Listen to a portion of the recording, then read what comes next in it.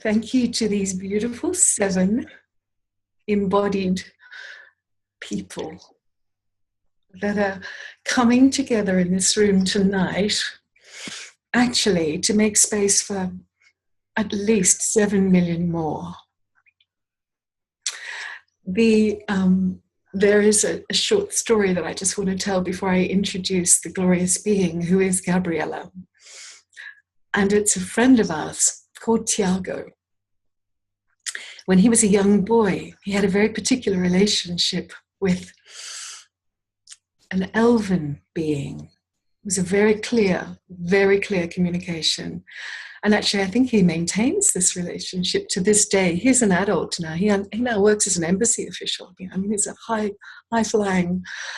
And anyway, he told his mum that when Gabriella would be coming to create sound in their place, that his friend, the elven being, whose name I can't remember right now, but I'll get that back to you once we introduce Gabriella, that actually, what's his name?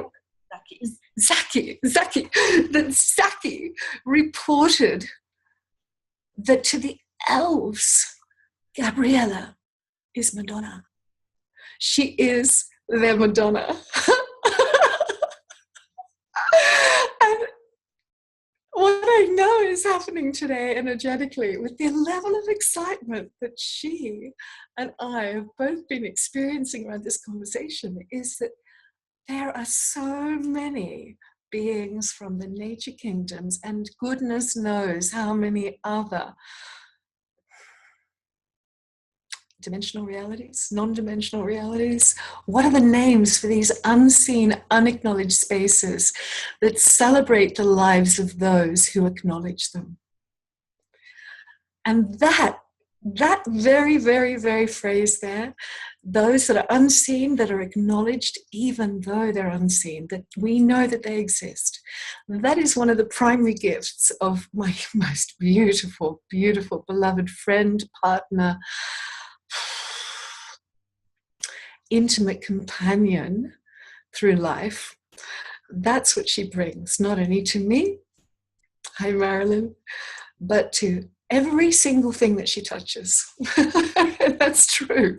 So tonight, today, this morning, this evening, next year, last year, whenever it is that any of us are listening to this, in whatever dimensional reality, this woman will touch you in ways that you may not have been touched before. So I'd like to invite her and all of us to drop our barriers, any barriers that any of us might have, any resistances, any possibilities that we won't be open to perceive some of the magic that might show up as a result of some of the conversation that will come in through beautiful Gabriella Kapfer, who is actually also known as Songbird.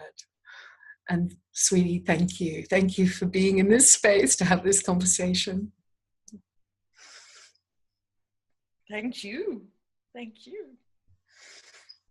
Would you like to say anything to the many beings, such as the elven ones, who may be joining us tonight? We'll just check in with that, if that's, if that's accurate. Am I accurate, do you think? Yeah, huge gratitude to the presence of the many, many, many beings. Not only the elven, of all the nature kingdoms, who have been blessing my path and have been co-creating with me, with us, with many of us, and are so available to us as and when we're open to working, co-creating, playing, creating with them.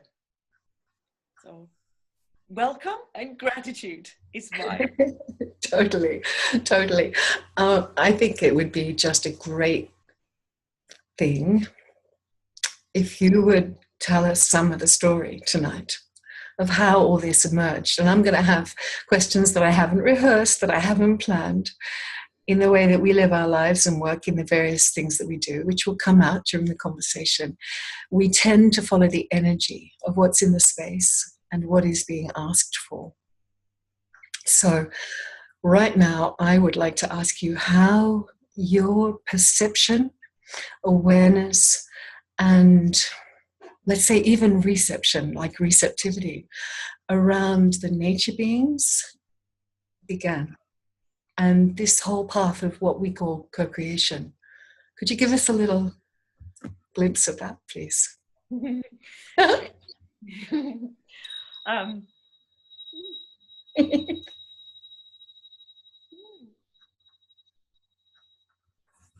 Yeah. Thank you. That sound came across really much better than I expected. Oh, good. Beautiful. Fantastic. Yeah. Great. Oh, wow. I feel moved to start in Scotland, although how I got to Scotland is also worth a story, but maybe it's not a story for tonight, as it might take a while. But I ended up in Scotland many years ago. How many years ago? In 98. No, I tell the story of how I got to start Scotland just very shortly. Great, thank you. Because it's like a transition that happened for me, which was a huge step. I was working and living in Devon on Dartmoor, which was a glorious place to be. And actually, I was having this feeling of, I'm not yet doing what I'm here to do or be. I'm not yet that. What is it? What is it? And it was like this demand, this urge, this, I need to find out. And there was a moment on my birthday when I had this sense of, damn it, I'm going to bang my fist on the table and demand of whoever that I want to know. I want to know what I'm here for. And it was only like 3 days later that in a meditation, I was actually meditating at the time regularly, in a meditation in the morning, I had such a clear vision of something that brought all the strands of my life together. Everything that I had been doing had a place in this vision, which wasn't totally detailed clear, but it was clear enough for me to get a sense of, wow, all the questions I have, everything I've done with nature, with the earth. I had trained as a farmer. It was like working with the earth. There was sound in it. I had been doing music, but I didn't know how. I didn't know any of the details. And I knew there was something different around money and about community and about working and living together with the land. And I was traveling. I was doing a lot of traveling. That's what all these things I knew, but I didn't have the details. So one of my friends said, wow, why don't you go back in and ask how you got there? What a cool question. Yeah. What? Go back in, you mean go back into the energy of what it is. Okay. Cool. Yeah. And I did, and I had a sense of something, but I was trying to get too many details, so I actually lost the energy of it. But I just had a sense of the movement and the time. I felt like, oh, it was quite a few years into the future. So when a week later I was at a friend's funeral, a friend who had always introduced me just to that next step. And I met these two beautiful people from Scotland, Alana and Louis. And I had this sense oh my God, I need to just tell them about this vision that I just had for some reason 4 days ago. And Louis was just sitting there and saying, wow, you've just described it energetically. We have just moved to Scotland. Mm-hmm. And we're working and being with this piece of land. And you've just described the energy of what we're looking at and the vision of what we're looking at. Why don't you come up and have a look? And I felt like, oh my God, that's much too fast. I thought, oh my God. You mean you can't have everything that you ask for when you ask for it? Apparently you can. I know, it was like extraordinary. So, but it took me a few months to get myself to go, and a couple more invitations to go. And then I went to Scotland to actually just sense the land, be with the land. And being on that land in Scotland, I really didn't have any details of what I would be doing there, why I would be going there. It was like, it was like a few people and nothing. I mean, literally, they were setting up a small retreat center where people came and stayed and worked with them, with their energy work, with their healing work. And I had no idea. But I sensed the land, and the earth there was like so strong. And I stood on that piece of land on a hill, looking over the mountains, looking over the valley. And I had the sense that I wanted to speak my commitment with the land as the witness, with the beings as the witness, with the mountains as the witness, that I would do whatever it took to actually to live the life I came here to live, and to be who I really could be. So speaking that commitment was like huge. It just felt like I needed to do that on the land in Scotland. So it sounds like when you describe it as the energy of the place and the land and what you were asking for, it sounds like it was something that we refer to now as a vibrational match rather than all of the details. Yeah, absolutely. Had you ever had that experience before with regards the vibrational match of something so clear, or was this an awakening moment? It was different. It was different. Uh-huh. And so how much did the land contribute to that difference, I wonder? Yeah, it was something in me had awakened, and the land was contributing. Uh-huh. I had similar, smaller experiences in different places. Mountains seemed to do that to me. Uh-huh. Like in the Alps, being in the Alps. But to that extent where I actually spoke the commitment to my life, uh-huh. That was different. That was different. It was literally speaking the commitment to my life and whatever steps were required. And what the result was that the next day or a couple of days later, I was going back to Devon, and within 24 hours, I lost my relationship. I was given notice on my home, and my job was changing. Everything was changing. 24 hours. I was like, wow. And I was like, oh, I think I created that. Yeah.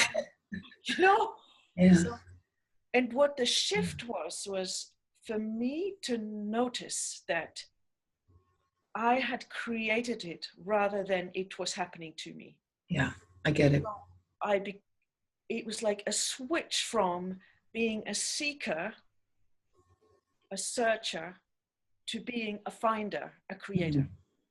Mm-hmm. Like, literally, that I knew that through speaking that commitment with the land, I had created a different track that now was coming into reality.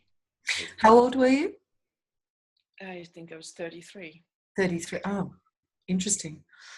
A lot of people have a lot to say about ages as being certain indicators for different portals or different openings in our lives. And 33 is often referred to as a big one, I know. 33 or 34, around that time, yeah. 33, 34. And you'd had a background working as a biodynamic farmer. You'd been working as an apprentice on the land in Austria and Germany. Or do you want to say anything about that? Yeah, but that was a long time before then. That was when I was between 19 and 24. Oh, okay, cool. Because yeah, several years have passed. 25, yes. And then, of course, I had come to England to study biodynamic at Emerson College, actually, and then took a different track. I met this beautiful woman who taught the voice. She was beautiful. It was the year before she retired, and she worked with the voice in this very particular way. And I felt so drawn to her, I decided to take her course, which was a 1 year voice training, which I felt was like a path of working it was like a part of initiation, actually, working with the voice on all the other levels. So my voice, in a way, was being prepared for something later on.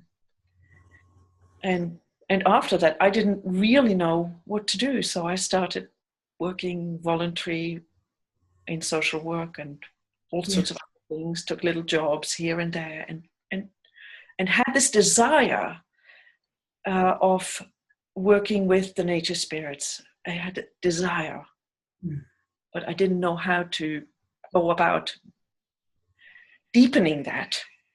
And so when I came back from Scotland to Devon, into my life there, which was different social work jobs, and it was not very satisfying for me, the work that I was doing. I suddenly felt like, actually, I need to move out onto the moors. I need to be out in nature more. And so that was magic, how all of this happened, that I couldn't find anywhere. And then we did this huge amount of clearing, and in the middle of the clearing, the phone rang, and something that I had looked at had become available on the moor, like this caravan on the moors.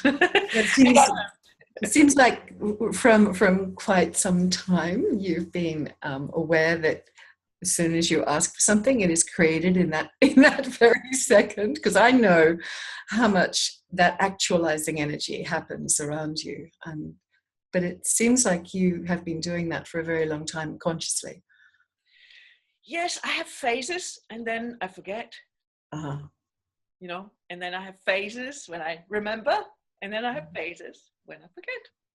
Like we all do, probably. And absolutely, like we all do, probably. Yeah. But there's times when there's a heightened awareness, and it's like those times when something steps up inside and says, I want to take another step of commitment, or another step. And so something's in us is heightened. And that's when those things seem to amplify and get much faster. When something gets activated on the inside, which is a stronger commitment to being present, completely present, and to ask consciously, and to receive consciously, and to say yes consciously, seem to be the three things. So anyway. Okay, so I'm just wanting to ask a question really of myself and my own awareness right now as to where this conversation would like to go. In this moment, we could go in a number of directions. we could talk about your voice, because something really amazing began to happen with your voice at that moment. You see, I know this because I've lived with you, worked with you, danced with you, sung with you, played with you, magicked with you, and I know all of those spaces around the periods in your life. But I'm kind of tracking the energy now. I'm wondering which one of those places wants to speak. Is it the voice work done at the college in Devon? Is it zooming up to Scotland again? Or is it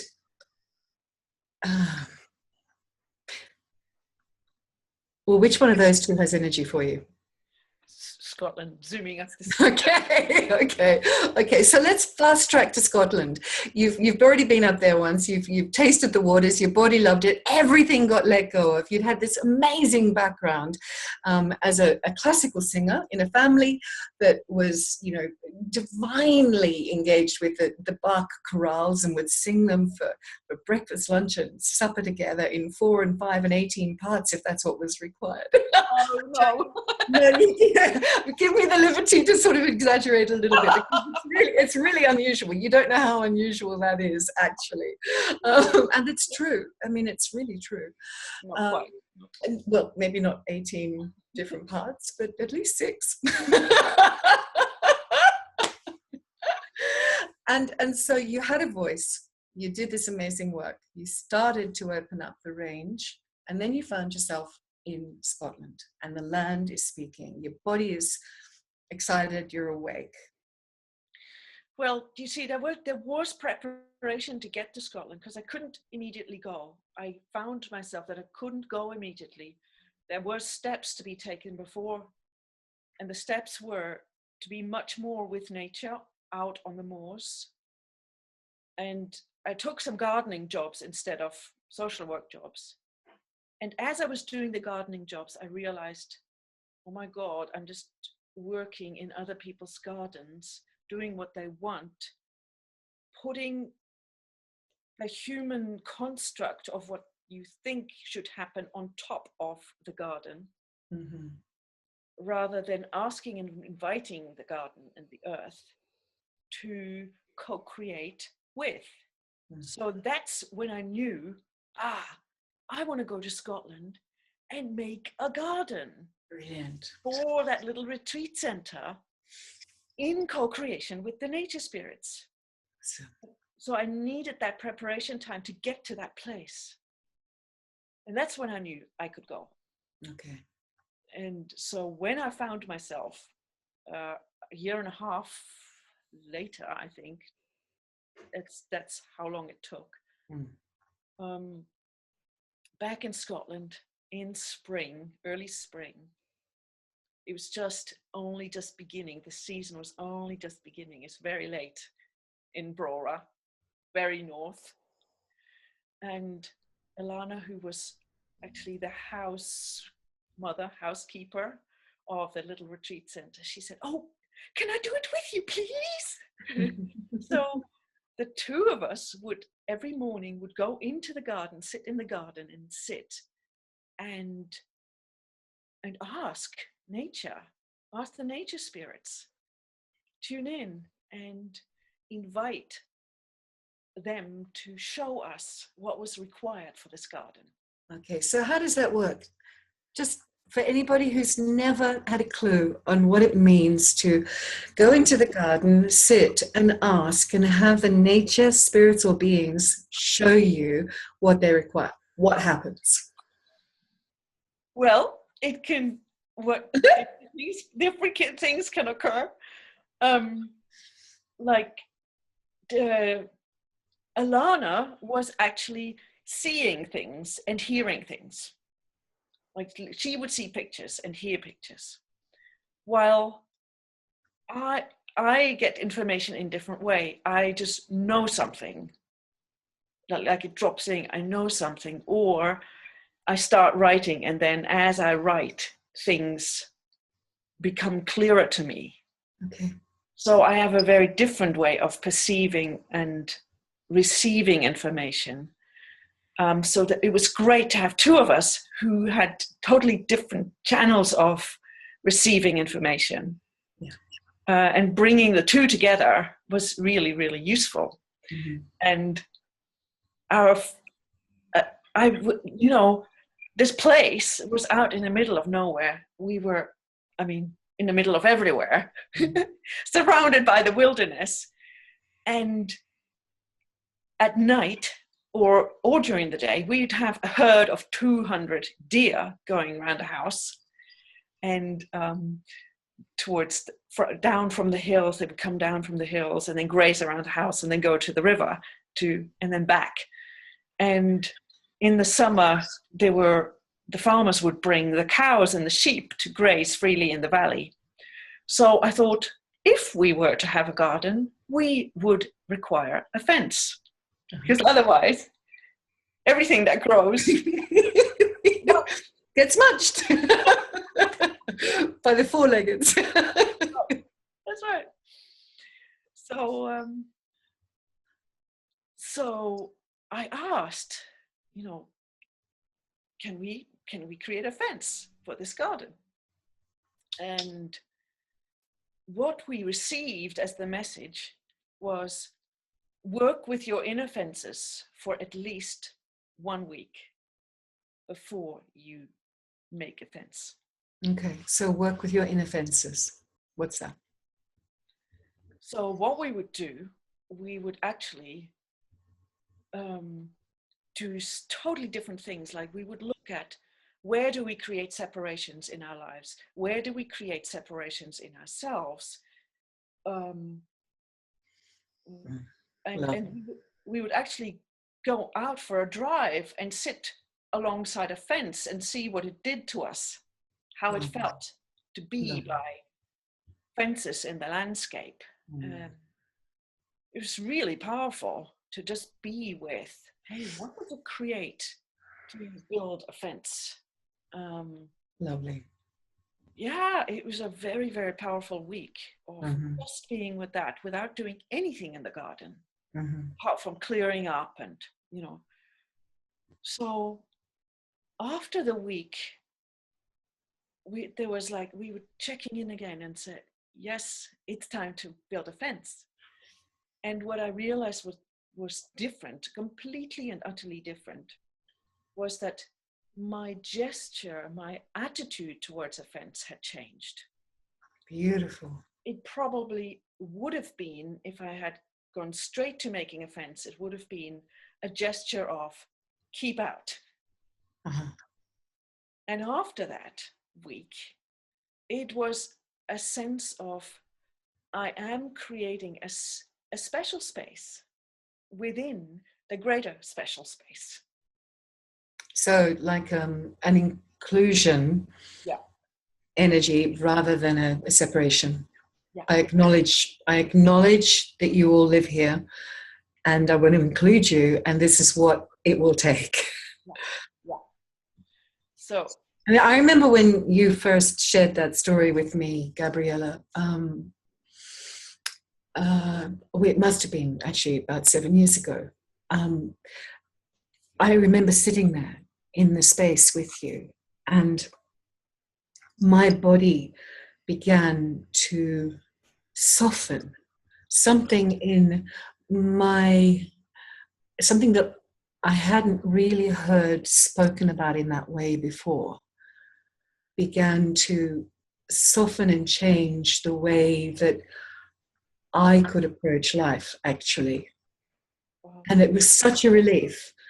It was such a relief. I remember, I think we've all had the experience at different times that, when something is really true, we get excited or light and we can laugh, but this was different. This was a softening in my own being that told me I would be happy to spend a lot more time with this woman. There's something in this that is so richly expansive in my world that I remember just going, I want more of that. What is that? What is that way of seeing and being with life? Beautiful. Wow. Yeah, really, really. In that very story is something that does not require any energy of wrongness. And that's a rarity. That's a huge rarity. And so when you know that you're in a space where wrongness isn't okay, everything softens to become more available. That was the taster, one of the tasters. There were quite a few. So I just really wanted to take that moment to acknowledge from me what a gift that story of the fence is. And I've seen that has been a way that we approach a lot of things now, but it comes out of this period in Brora. Even Brora may not have been acknowledged well at that time for just this simple question and response. So anyway, I don't want to go on about it, but it's huge. Yeah, thank you. It's true, because it didn't make the fence wrong. That's right. It just created a different attitude towards it, or a different way to approach it. Oh, and neither did it make the deer wrong, which is what the common tendency is. It's like, damn it, it's my house. You don't belong here. Get out. I mean, the deer are wrong. Sure, they exist, but damn it, they're wrong. They shouldn't be here. So, I mean, it's not just about the fence. Yeah, you're right. Yeah. Beautiful. Thank you. Yeah, wow. You're right. But this garden was such a teacher. I tell you, starting with that fence, but the garden was such a teacher. I mean, in so many ways. And I don't want to go into all the details, but of course that's when you asked earlier, how does the relationship with the nature spirits start and build? It was through that daily engagement with the garden and with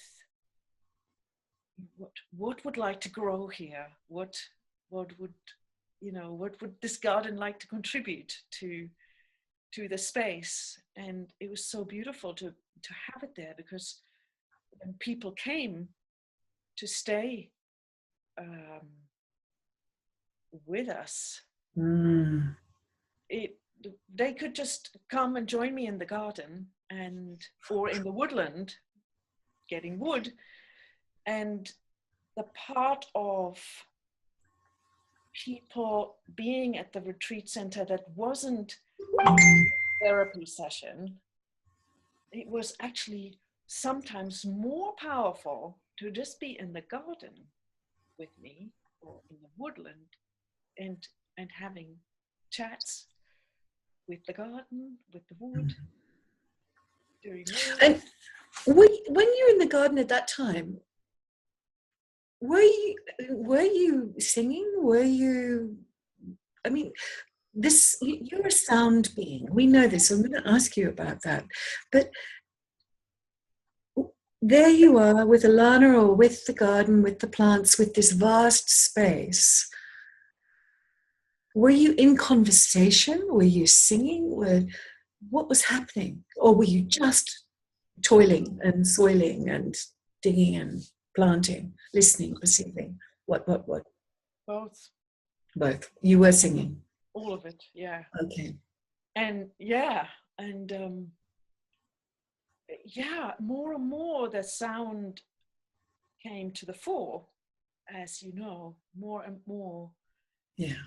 What was asked for, what was the sound, and that was really triggered by this beautiful visitor that Daniela also knows, Shayla, who came to stay for a day or two and ended up staying for 3 weeks because so much was happening. And I took her to all these magical places, and she opened my eyes to more of how the nature spirits show up. Yeah. She showed me how, to sit with a tree or with a stone or with a waterfall or with whatever for at least an hour and go into communion, into a level of communion of much deeper beingness with that being, and how after a very short time, if, for example, there is a tree that has something that looks like a face in its trunk, often what you can experience is that the face, to start with, has its eyes closed. Mm. After a couple of minutes of actually communing with the tree, you can see an eye opening. Mm-hmm. I mean, it's extraordinary. You should try it. One of the eyes goes pop and opens. And after a few minutes, if you stay there engaged with the heart connection, the other eye opens. And you're fully engaged with that spirit, with that being of the tree, or the being that communicates through the tree. Actually physically engaging with you.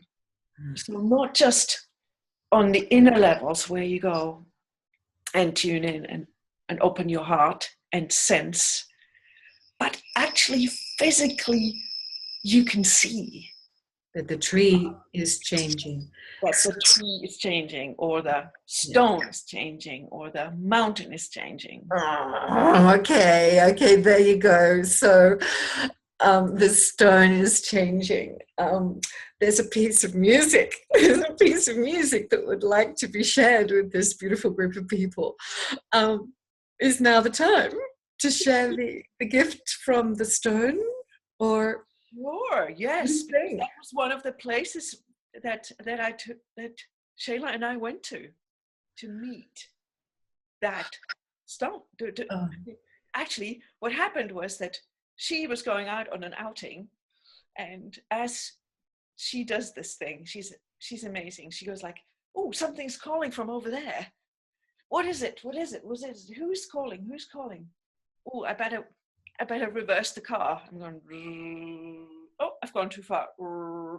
Where are you?" So literally she kind of zooms in on where is this being that is attracting my attention. Wow.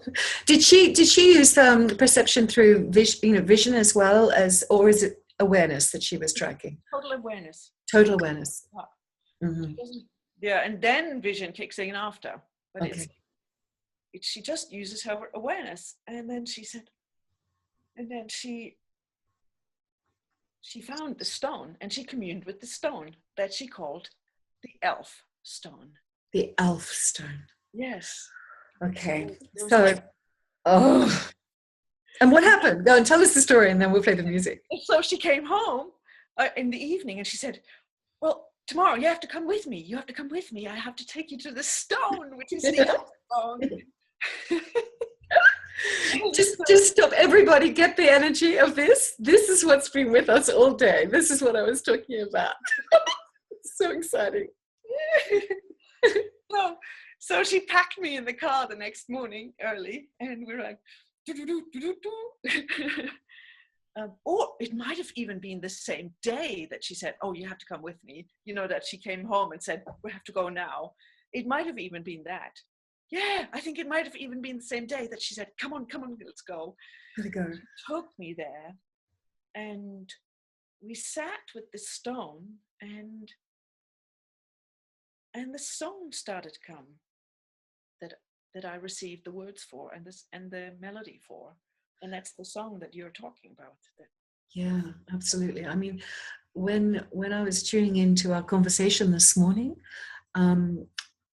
and just asking, so of the amazing range of songs that have been given to you by nature through this period, maybe over, was it about 6 years that these songs of nature really started to pour in, from about 2000 to...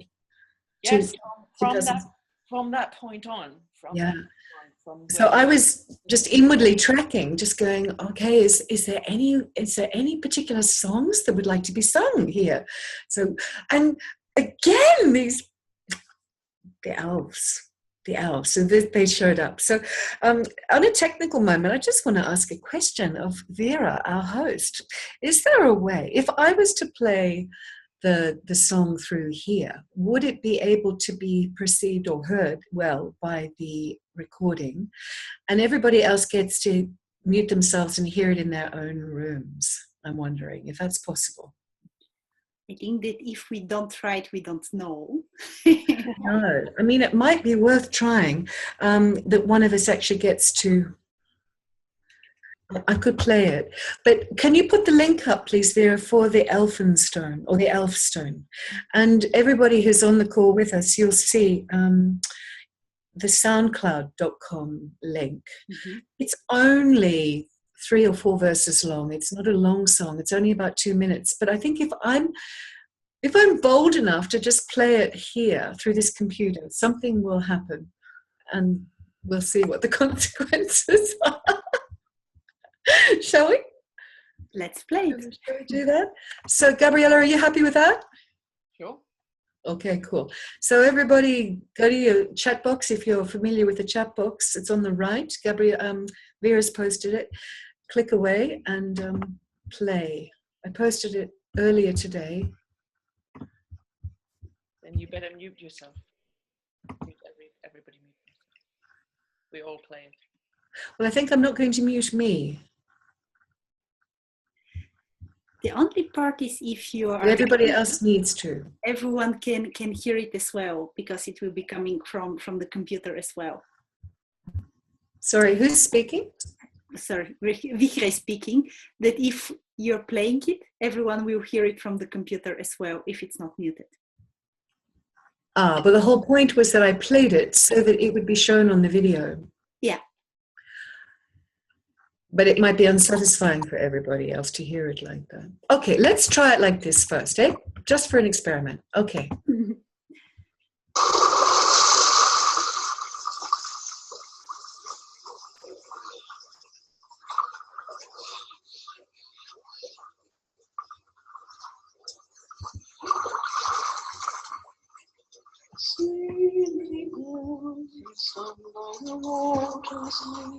She's calling through the night.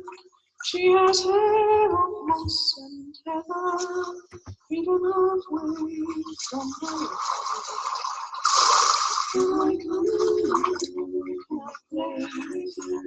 I will teach you of my songs. But I come with you, cannot play with you.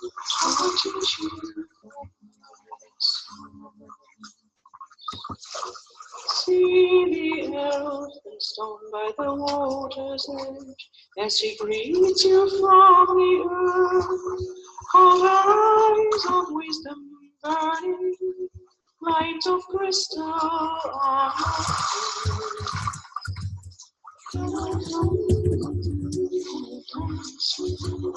will teach you of my lands. When I come with you, can I dance with you? I will teach you of See the elfin stone by the water's edge, in the twilight where we meet. Feel the power of the ages, of the glaciers and the sea. Can I come with you? Can I walk with you? I will teach you of your call. Can I come with you? Can I walk with you? I will teach you of your call.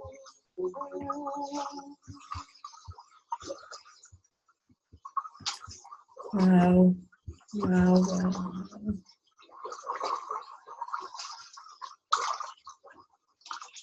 Wow. So, Gabriella, I listened to that earlier today and just now, and it took me straight to the place in myself where I can sit by the stone. But there is something of the song here that is a total invitation.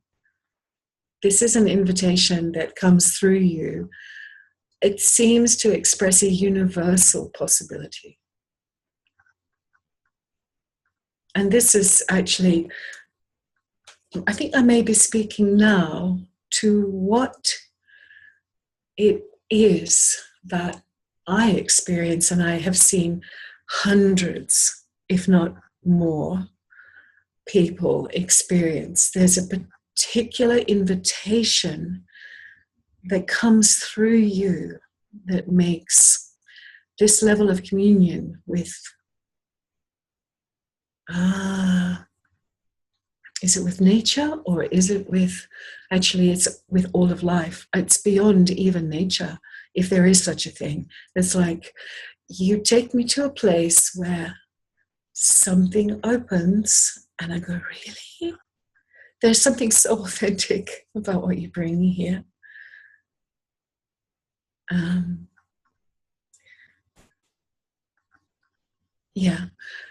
In this moment, I just want to acknowledge how that has radically changed so many lives.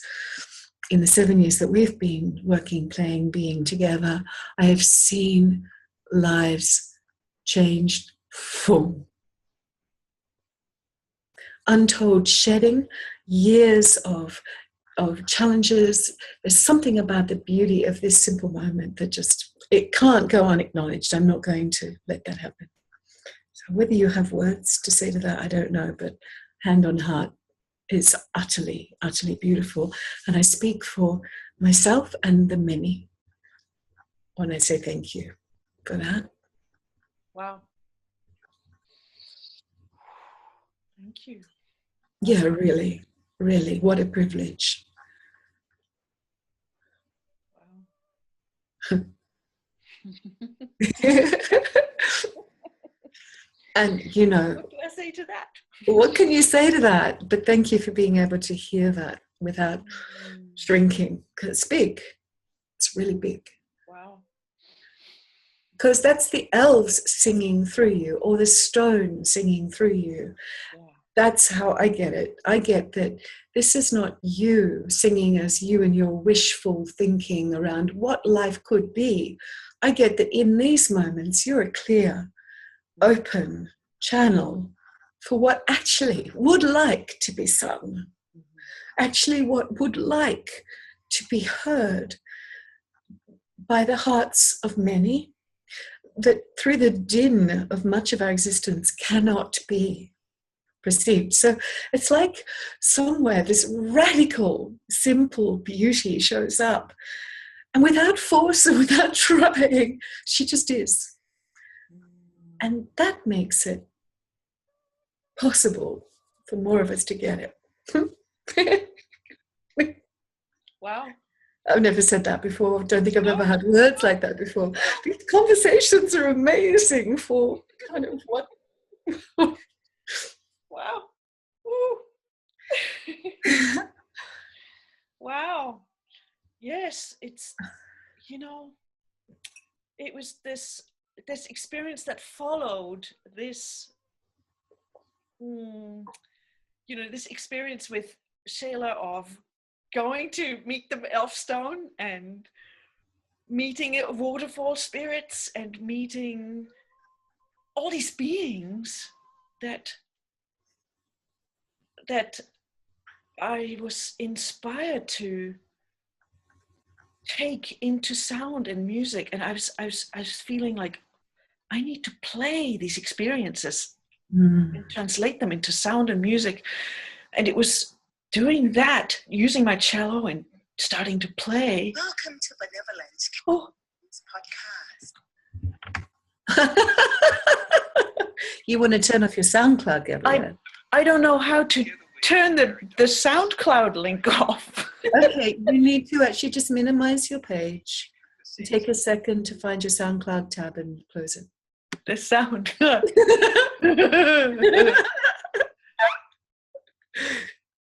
Cool.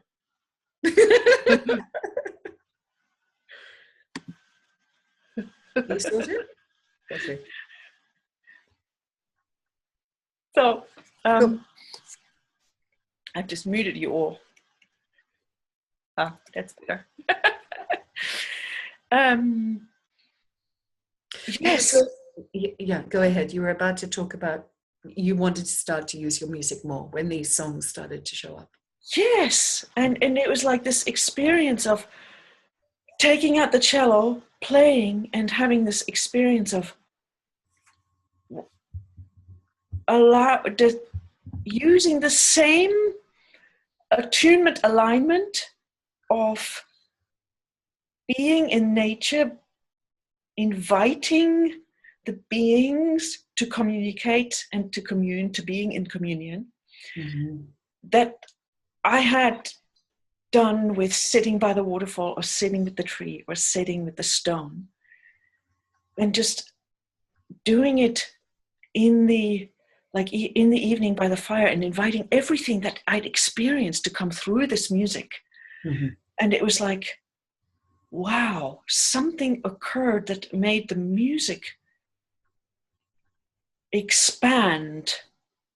It's like when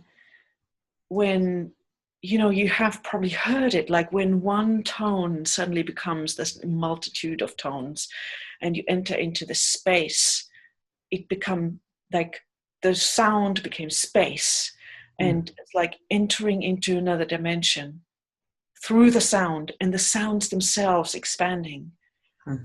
And this sense of, wow, we are in this, in nature. So actually, what goes on there? What goes on there, as far as you're aware, with regards how sound can actually shift our perception of, or our experience, our direct experience of what was showing up as real and fixed? How can that happen? What's going on? And I'd love to hear if you have something to say about that. Well, my sense is, I'm not sure that I have a scientific explanation for that, but my sense is that vibrationally there can be, it's like tuning the dial to the frequency that is a match for something that is new. I mean, there was like, I had an experience of being with nature, of experiencing the beingness that came through the faces in the and not just the faces, but the literally experiencing them, and then asking, can this energy be translated into sound, and what else is possible through that? So it's like, with that question, turning the dial of the frequency to match, to bring in, allow the sounds and the frequency and the tones that match that experience, that energy of that communion. So it's like you as the player actually have your sensory perception out to create what is, this is a tricky one to speak about. You're aiming for something, you're aware of something, and you actually want to become the vibrational match. But you're doing that not through just you, the being, but through the instrumentation, through, and that's an interesting way of speaking. So for that, you will then go ahead and find or follow the energy to play the specific instruments or sounds that will want to come through you. You become the translator of those vibrations.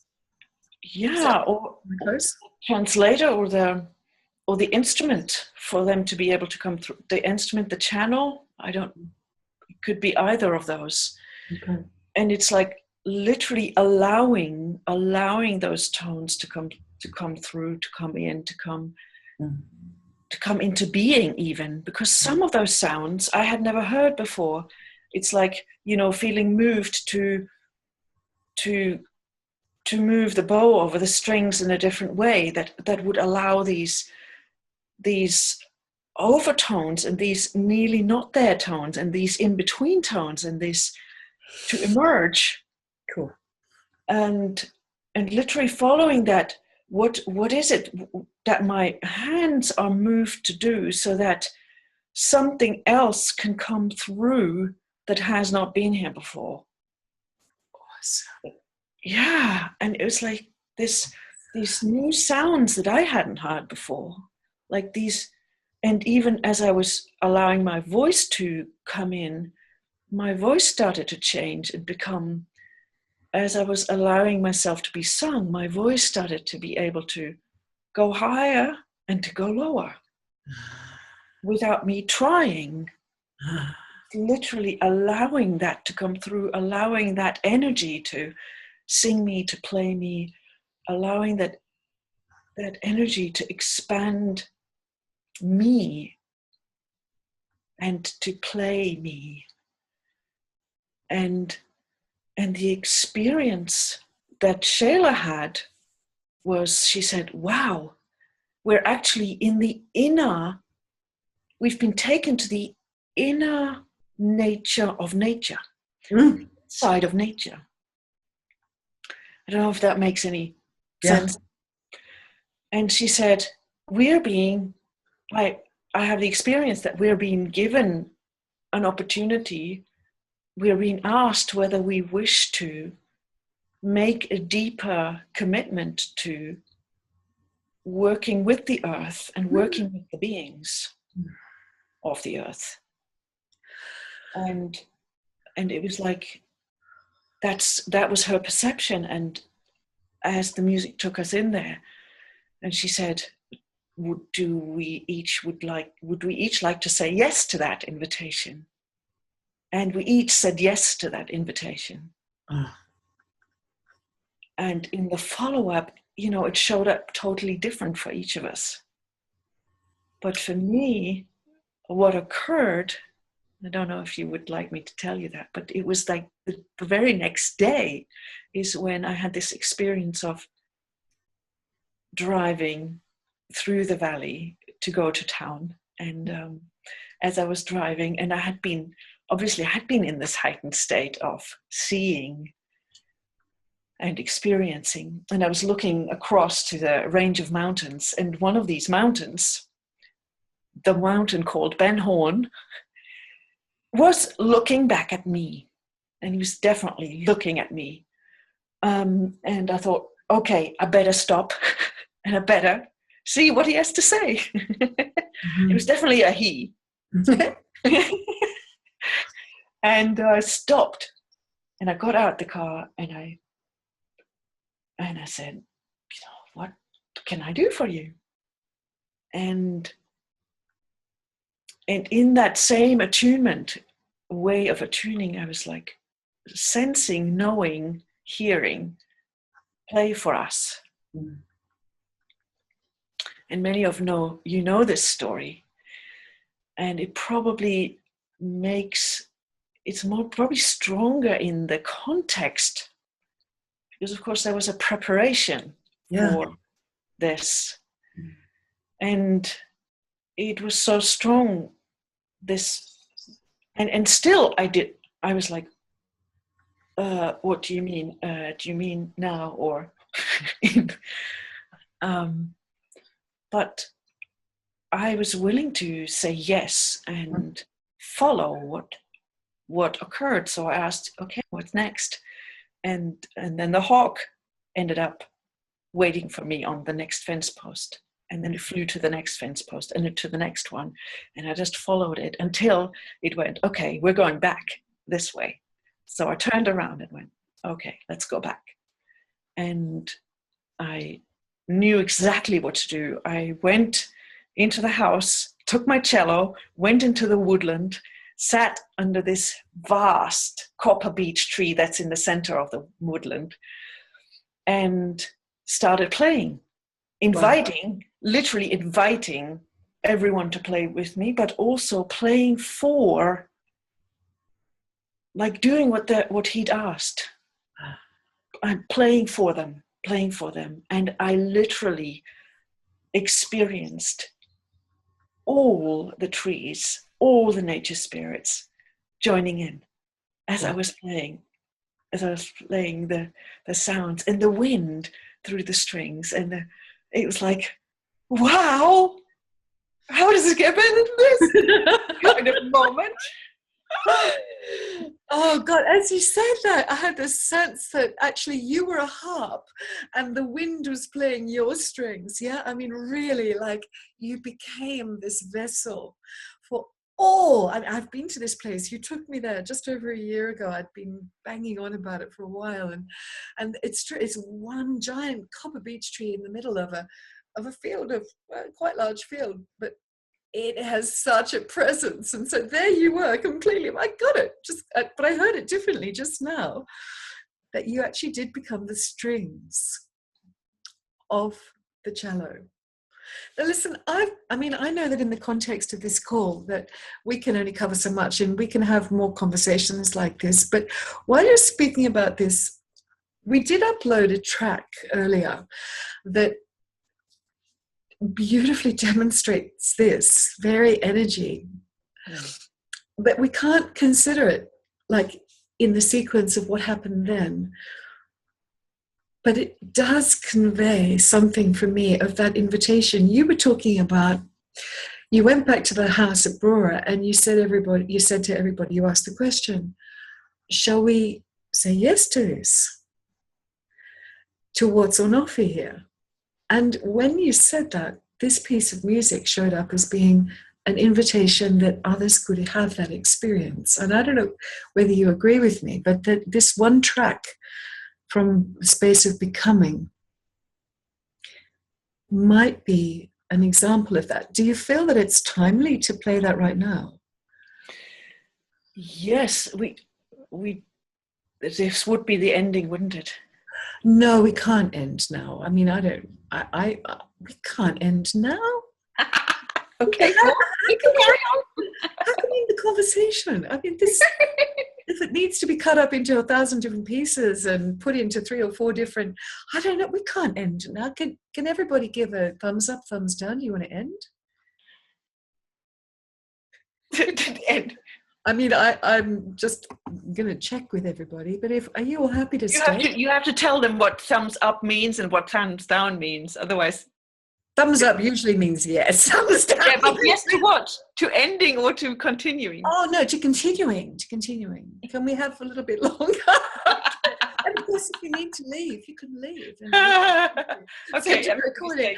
But you know, it's true that I'm extracting lots from these early days. It seems like these early days, this level of communication at an early time in your adult life, with an awakening awareness of what the communication is from nature, that seems to me in this call to be pressing, to be absolutely pressing. I mean, I want to say that you are the most unique creature on the planet, and you're also not. I want to say that everything that's available through you is available through all of us.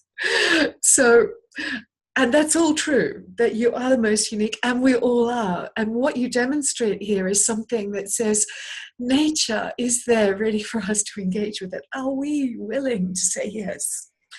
And I said yes before I met you, actually. But when I said yes, you showed up. And that was part of me saying yes. I want more of what is on the other side of my dense thinking, because I know that there's more than this. And as part of that, you showed up. Now, this piece of music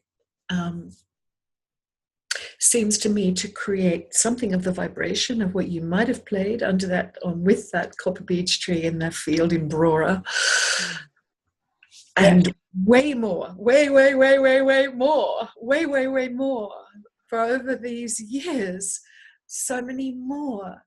The range, the energetic range and capacity that you have opened to, it's been exponentialized, I know. So this seems to me to be an invitation for each of us that are here to actually drop into a place where, as though we were in that community at that time, we say yes. And is it okay that we do it the way that we did it? Did it work for everybody? Can I have a thumbs up? That you mean that you play it rather That than I play it and you all hear it. It's not the world's greatest, but we're happy to give you this recording that you can hear at home afterwards. But if it works like this, shall we do it? Yeah, that's a thumbs up. It worked. So Vera, it's the one that's called Space of Becoming. track 5? And somebody was Vera. It was Kylie saying more, please again. Okay, I'm having way too much fun to say no to that. It's awesome, we wanted to do this for such a long time. Oh my god! So now You're going to play it. I will play it. Yeah, and you can all cut and paste the link to somewhere on your clipboard or in a document. I'll play it. I think. That's crazy. I don't need to play it like that. I can just do it in another way, can't I? If I make you just a tiny bit smaller for a second, navigate my new computer. Ah, where are you?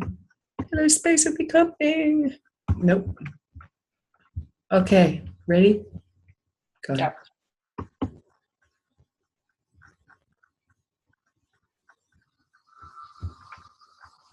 So again, sit back, really relax. This is a 5-minute track. Create your own space for becoming.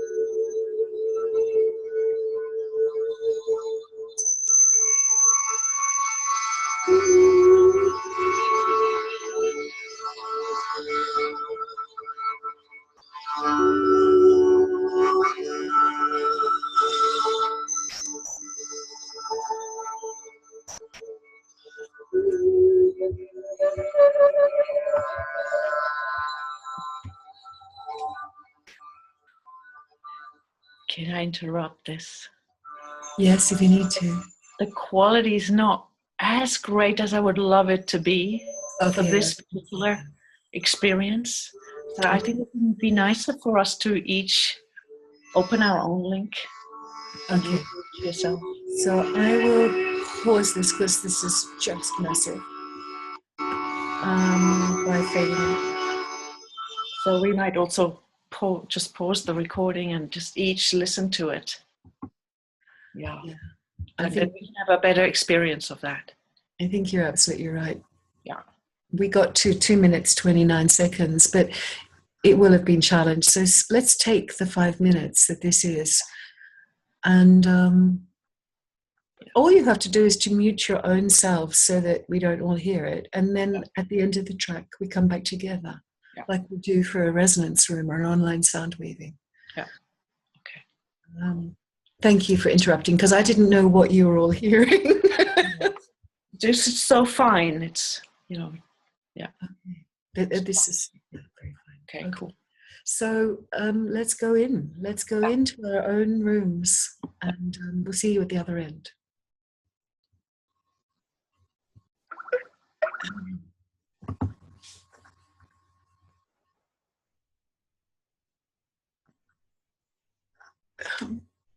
the longer I sit in the silence of the vibration of that music and the utter beauty of that music, I get to experience how much of my life has been touched by what this is. And I don't really have words for what this is. But I just want to say that 7 years ago, when I sat at St. Oran's Chapel one night, Daniela was with me.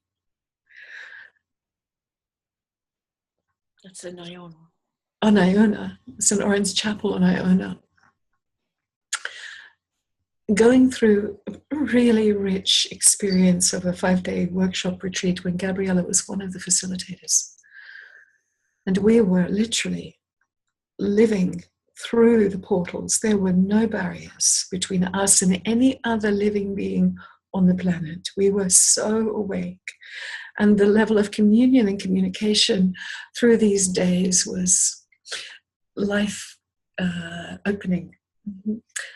And one night, the 22 of us gathered in a tiny stone. I'm going to call it a cathedral in this 10 seconds. A tiny stone cathedral on Iona. I mean, my body is so watery right now. It's coming out of every orifice. Gabriella played something like this. Wasn't that? This one has only just been created in the last year through this land here, but Gabri, how do you experience this when you listen to that? Are you aware that it's not, is it you playing, or what's happening? What's that like? I can tell you what it's like for me, but I think everybody has that experience. What's it like for you? It's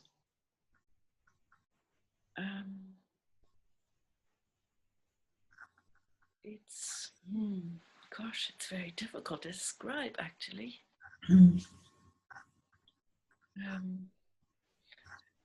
And especially in St. Oran's Chapel on Iona, when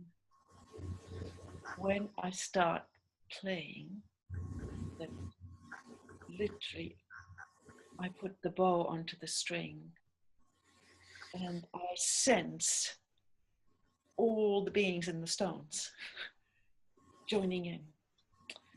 And especially there, and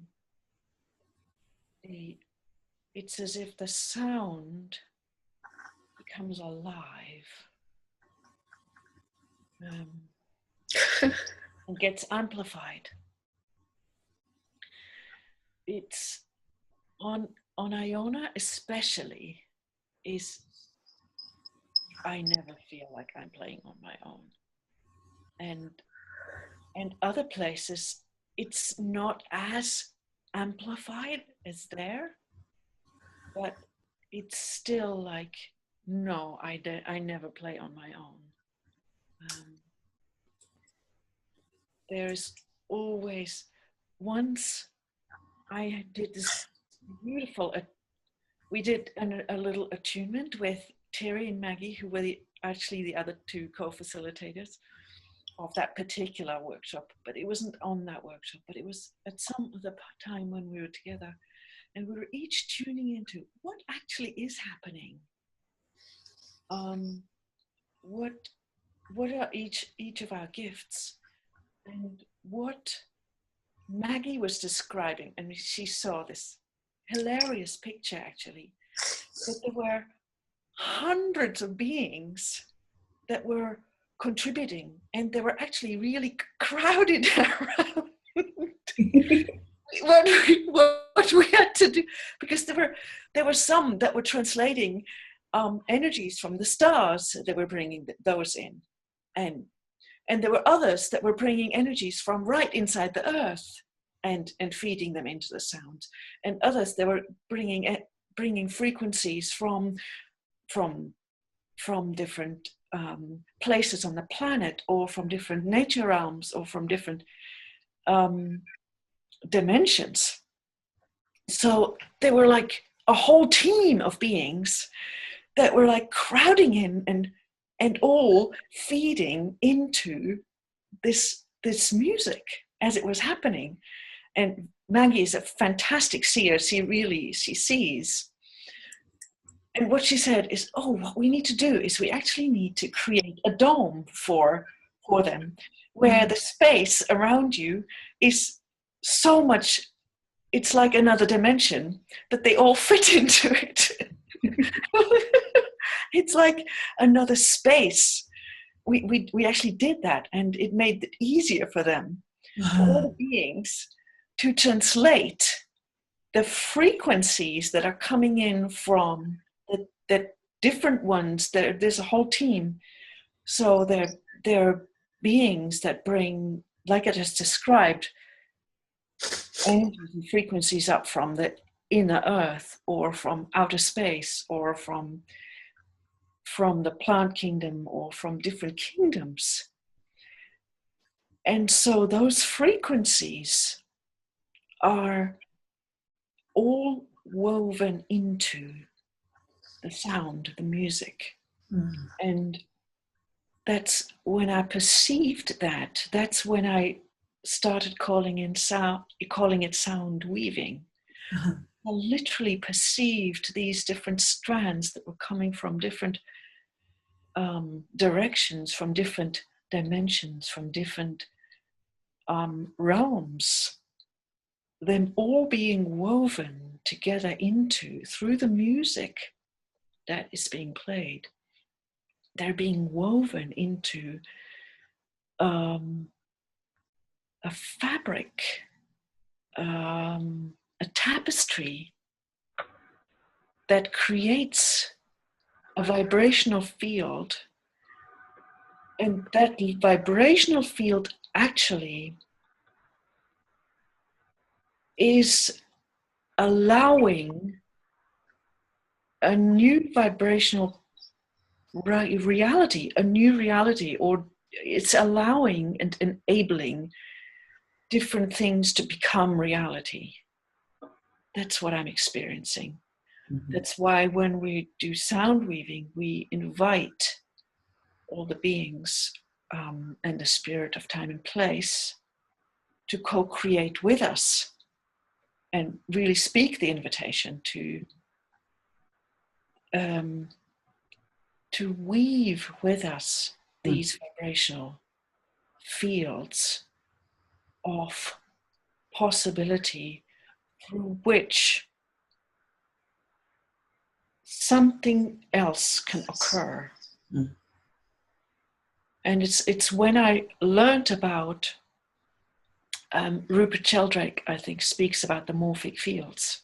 Yes. When I learned about the morphic fields that are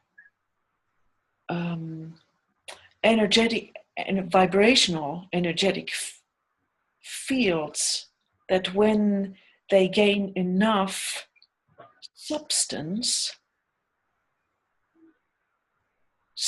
literally they gain momentum, and something new can emerge, can be birthed through such fields. It's like when enough people, or enough consciousness, or enough of a particular vibration builds a field like that, it actually changes the collective morphic field that we create as a collective. So literally, it can change reality of what occurs. So that's probably the most I can say about that. Maggie's image of all the beings crowding in and sitting on top of each other, trying to get it. That's such a fabulous image. And, well, I mean, what that really does for me, that image, is, and especially with the thousands of beings, is to really have us attend to this level of intelligence, but not thinking intelligence, not mental intelligence, but intelligent beings that are available in every single aspect of life, like the cells in our bodies are intelligences. They're living, vitalized organisms, molecules that have an innate capacity to survive and to be engaged with. They are consciousness. They are conscious beings, like the beings that you're referring to. We can't necessarily name what the multitude are called. We just know that they're available. They're showing up. They're showing up. And they show up as vibration, really, that the music somehow, the sound somehow, in combination with, let's say, your or our willingness to say yes, but at a particular vibration. That's key. I get that that's really key. If I do that myself and I'm in a really low vibration, what turns up is really low vibrational, unattractive stuff. And that creates more of that. But if I'm willing to empty myself and go to the vibrational match of what it is I would like to be available for, which you beautifully demonstrated, beautifully spoke about earlier, then what becomes available through me is new. Mm-hmm. But it's so new that it attracts only that which is a vibrational match for it. Mm-hmm. More of the new, mm-hmm. in a sense. Mm-hmm. Yeah? And it's a very big step. It's a reach for each of us as humans or in humanoid form to stay at that vibrational possibility. And now I get that we have to speak about the singing bowls. For there it is. It's an instrument that's been created with that level of vibrational presence with each strike of the hammer. So I'm going to take it over to you again, hand it over to you. That bowl that you described, that dome, is an upside down version of a singing bowl. Mm-hmm. Now,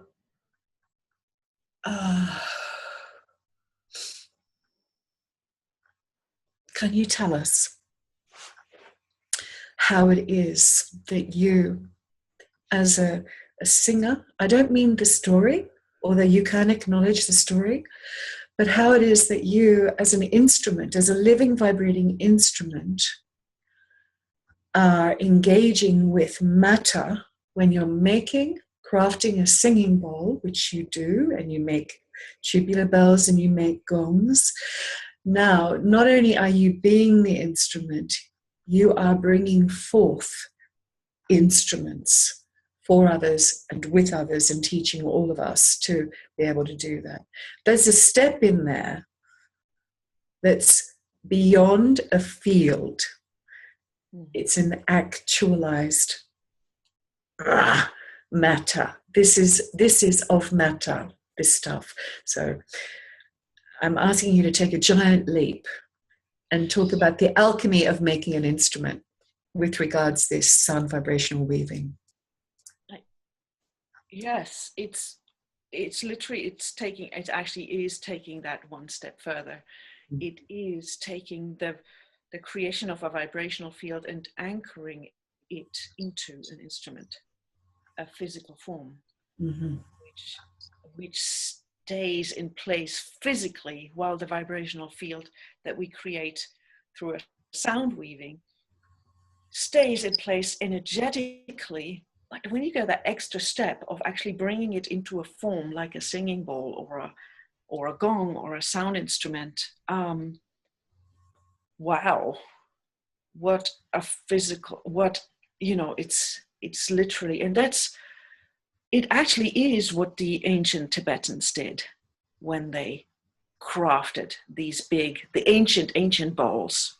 They did craft a vibrational reality that is held in the bowl, and the information can still be accessed now. Mm-hmm. just a little check in terms of time. If we go into the singing bowls, is that a follow-up conversation? Nice. Should we just look at Question. That's a good question. just checking in with everybody, because we're at an hour and a half. Yeah. Well, I'd be more than happy to schedule another, at least another one. Might be another 100. I mean, these are the conversations that are wanting to be had. These are things that are creating new possibilities. It's a big subject to. Yeah. Okay, cool. So, you know what? I think you're right. And I haven't handed this space over to all the people that are with us. So could we actually, not just to address that question that Gabriella's offered, but perhaps everybody, maybe you've all been really profoundly affected by the sound or by an aspect. If you'd like to speak to that before we ask a question. Ask a question, speak to that. It's a good moment to.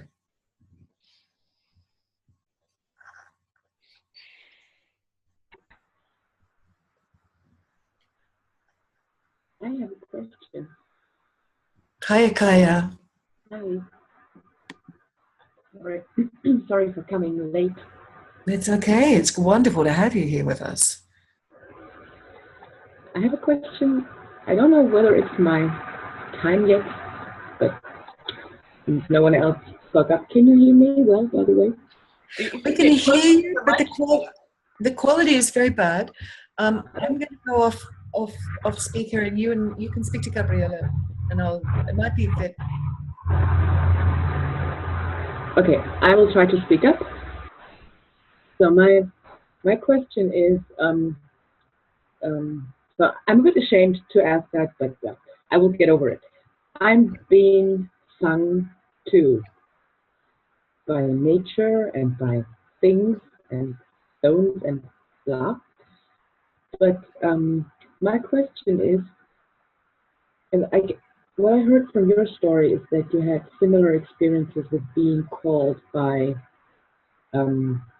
elements or by mountains, etc.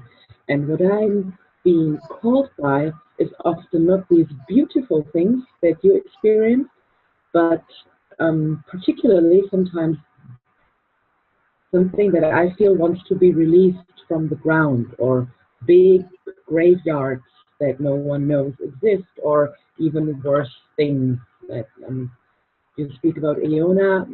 When I was in Ireland, I was so busy in churches feeling so much suppressed sexuality that it really shook me, and I walked through churches kind of dancing, sounding, and it was not pretty. It was really not the beauty that we hear from your songs, but it was really raw and really rough and whoa. And I'm often torn between, it feels very real and it happens and it feels extremely like it really changes something in the vibration afterwards of the play. Sorry. But then sometimes, when Heather said before, whatever I give the vibration to then becomes bigger, I could of course go with the intention and go like, okay, I'm going to sing love and yay. And for me, that is the result of what I have sung out. And I'm pretty I have a lot of experience with systemic constellations, and I was always put in the most extreme roles because they kind of knew that I would act it out. And then that's sometimes it's hard to always sing hey, let's sing the hurt of these women and babies not being acknowledged. And I'm not sure whether I have formulated a clear question, but no, that's the struggle. Yeah, no, you have. No, absolutely. And yes, I have experienced those things too. There's maybe a question of that I ask myself more often these days is it mine to do when I'm in a place? And yes, there are times when the sound actually, you start off with something and it picks up and goes to the places that, like you describe, are in a place that are ready and wishing to be transformed and wishing to go to another place. And wow, what an amazing tool, because the sound can literally go from a place of attunement into a place of chaos.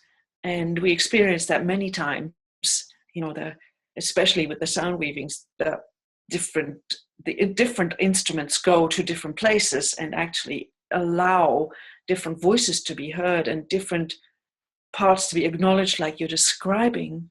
And then the beautiful thing is that then we don't have to stay there. They can go. I always experience that if we allow them to be heard, then they go somewhere else. And that's then the vibration that allows them to move on. And how beautiful is that?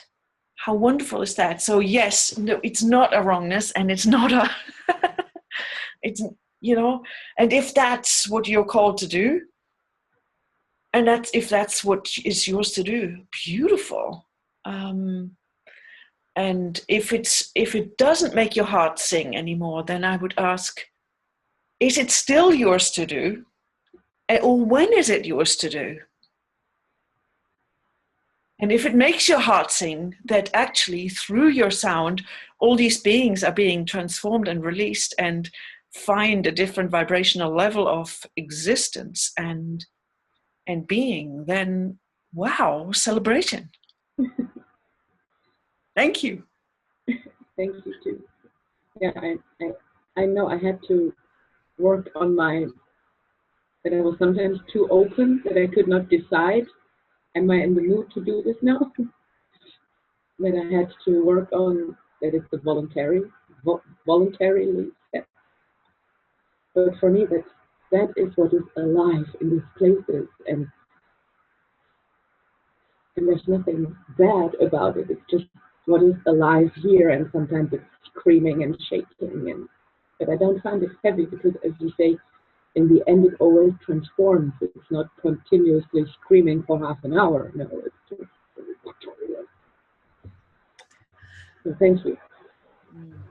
Kaya, I'd like to speak to what you say as well. I feel very much in resonance with what you say. Very often through the years of working with Gabriella as another sound weaver, I've found myself in that position.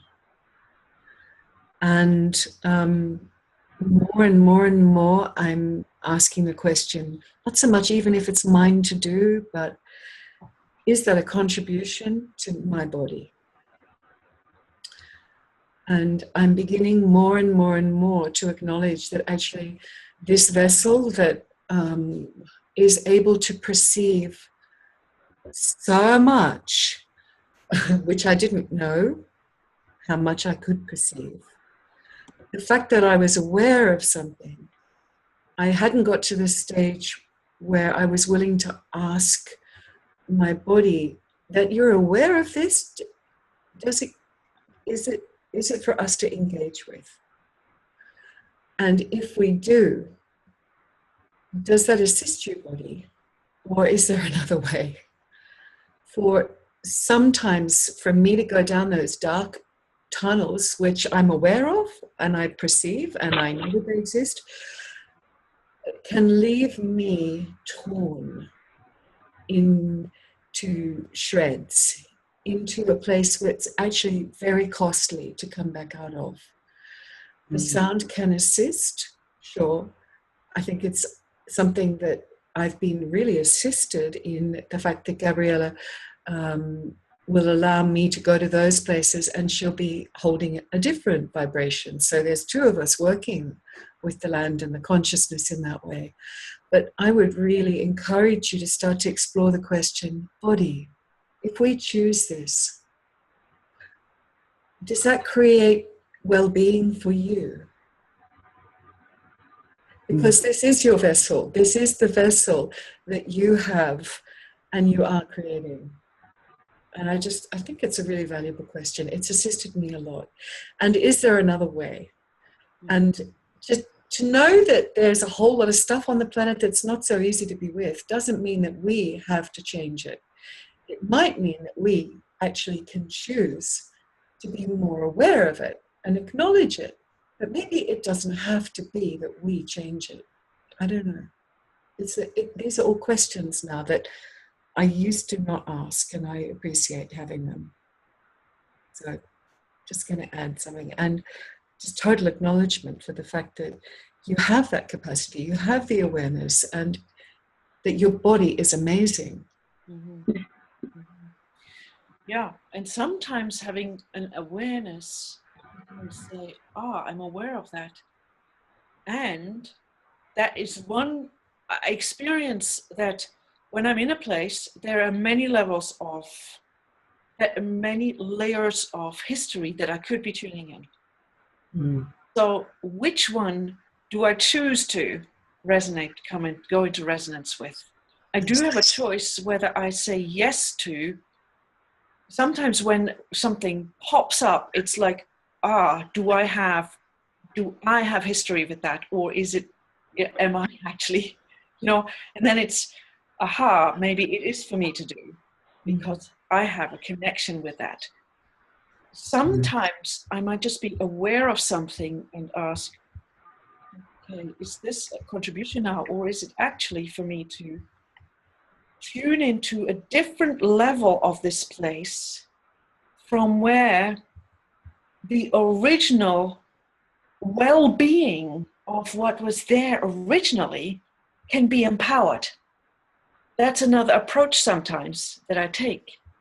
That actually the contribution is greater to not go to the place that is wounded, but to focus on the place that is intrinsically still held in well-being, in its original amazingness, and in its future wholeness, so that I actually go to that place and ask that level of energy to amplify and assist the other levels, the other layers that are in trauma or in a different place, but that we actually amplify and focus on the part or the dimension that is in well-being. I love this. Thank you so much, because in this way it does not neglect the other layers. Yeah, exactly. Yeah. And that was always my issue with people being, if everything was in total harmony in you, then you would only sound lovely and filling. And I was like, No, yeah, exactly. Yeah. But with this reframe, how can what has always been healthy and strong and has never been able to break, how can this be amplified and strengthened to then assist the others? Yes. Yes. You solved one of my major issues in the world. Beautiful. And any truth, that's always something that I'm not into. Yeah, wonderful.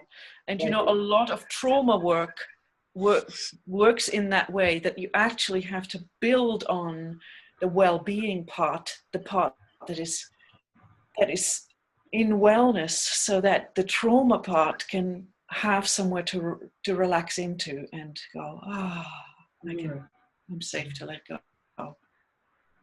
Yeah. I could have come up with that too, but I didn't. So thanks. Yeah, beautiful. Thank you for that question. Yeah, I agree. Thanks so much, Kaya. Yeah. Awesome. Wow. Kylie has written something that I haven't allowed myself to read all of because I wanted to stay engaged. Do you mind, Kylie, if I read it? Is okay. You bring so much clarity to my journey as profound way showers. For what I've felt hinting, whispering from afar over a long time. I don't know what I don't know, yet what you are awakening is maybe what I do know. Oh, yes. You are such an important link in making conscious what is known, but unconscious or asleep. Where are you? As if you amplify and speak aloud to awaken my awareness, to awaken to and to become so much beyond what is currently known, yet possible, and still felt, but under the carpet, so to speak. Yeah. There is so much yet to unfold beyond this conversation I want to hear more of. Yeah. Beautiful. Yeah. Beautiful. Wow. Really. I do have a sense that we probably should wrap up. But I'm intensely grateful for this conversation. For you, Heather, asking this, for bringing it out, for everybody who's joined us, for Vera holding that space for us. At the last minute. And for those amazing question, for this amazing question that was asked. And the beautiful, beautiful comments that are in the chat that I'm going back to be with. Wow. So does anybody have any other thing that they just want to throw in? You don't have to, there's no requirement. We will obviously have another conversation. And there is so much more. There's so much more. It's a great beginning. Maybe we should have our radio program. Maybe we should have our radio program. Wow. Thank you. Maybe we should have a radio program. Now I'm sorry for taking up the question time. I think that we were acknowledging you and saying that we're grateful to you. That was such a contribution. Amazing. Yeah, because Kaya, what you speak of there is so much what people experience, but actually they don't have the opportunity to speak into that place. For you, it's through sound. Through others, it's through so many different ways. But thank you for speaking that. Wow. Amazing contribution. Yeah. And for the presence to be able to. Yeah. Ireland, here we come. We're going to be there actually in about 6 weeks' time. And I'm hearing lots of things about what's been stuffed under the carpet. Yeah. Under the carpet, and what's actually emerging more and more and more in so many people's lives. The things that are stuffed under the carpet cannot be. So they're always going to find beautiful beings to express it through. Yeah. I don't know how to stop. This is just yummy. Welcome, darlings all, future, past, at every other level. Thank you all for coming. I feel like I didn't really introduce Gabriella well enough at the beginning. I really didn't. I didn't say that she's a sound weaver, that she's a sound alchemist. I didn't say all that. I didn't say that she's my, closest and best companion. I didn't say all that. But I think you've tasted some of it and and just welcome to our lives. Welcome to my friend, Gabriella. I'm so happy to have her as my friend. Oh my God, I'm so grateful. Wow. And she's more than that. Okay. Thank you. We all know her, yeah. And there's going to be a lot of other people that will listen to this, and may it contribute to them as well. Yeah. Beautiful. Thank you, everybody. Yay! To be continued, To right? be continued. We'll let you know. We'll especially let you lot know. You're in trouble now. You asked for more. Okay. Thank you very, very much. Thank you, Wonderful. especially Gabriella. Thank you, honey, for sharing your story. Oh, thank you for pulling it out. Bye.